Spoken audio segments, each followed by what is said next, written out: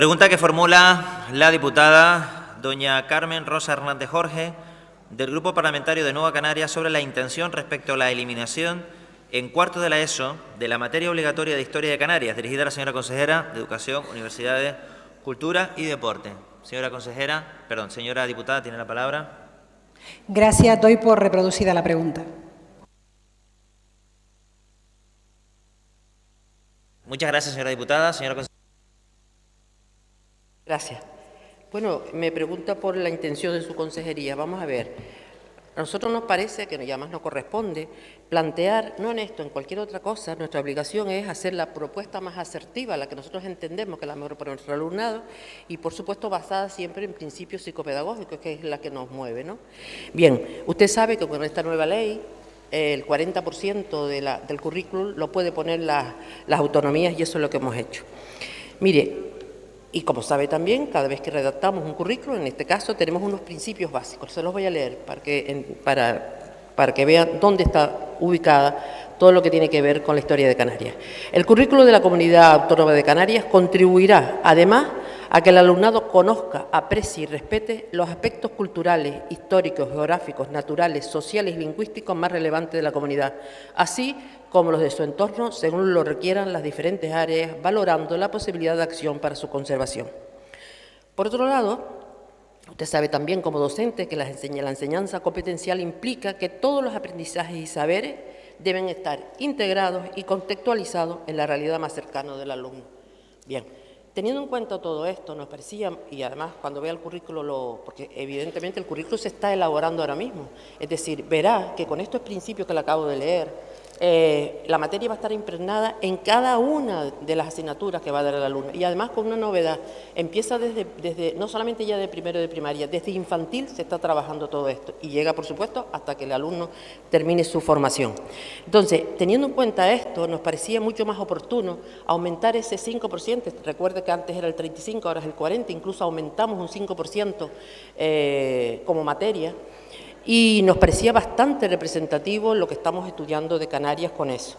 No obstante, entendíamos también que podía quedarse como una asignatura optativa para elegir entre dos, Economía o Historia de Canarias, en cuarto de la ESO. Y también digo, aprovecho para decirle por si acaso que luego no me dé tiempo, miren, si ustedes se fijan, que no sé si lo han visto, es un borrador que tiene la marca de agua que dice borrador. Esa es la propuesta, la más inteligente, la más asertiva, que a nosotros nos parece, que podemos estar equivocados. Y como siempre digo en esta Cámara y donde me corresponda, yo soy una gran defensora de la inteligencia colectiva. Por lo tanto, todas las aportaciones que vengan, que mejoren lo que está, bienvenido sea. Y si ustedes...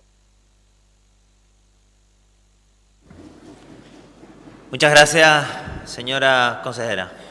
Señora diputada, tiene la palabra.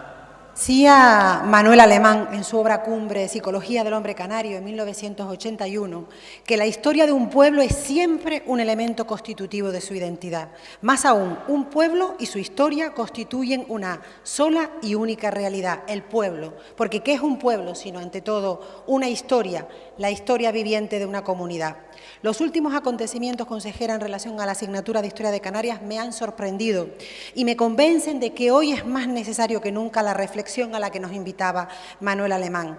No hace falta ser un experto para saber que tener identidad propia es clave para tener autoestima, que la autoestima se forja con el autoconocimiento, con la valoración de lo que somos como individuos.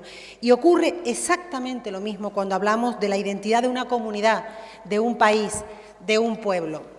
Consejera, Canarias necesita conocer su historia para autorreconocerse, para valorarse, para quererse, para saber de dónde viene y hacia dónde va. Y si todo esto podría ser reconocible y legítimo para cualquier comunidad, es más importante aún en Canarias. Es vital que conozcamos nuestras singularidades y a modo de evaluación les lanzo, señorías, algunas preguntas. ¿Hay alguna comunidad en el Estado donde se haya pasado directamente del Neolítico a la Edad Moderna tras una guerra de conquista de casi un siglo? ¿Hay alguna comunidad donde su situación y condiciones geográficas hayan condicionado tanto la economía o la política?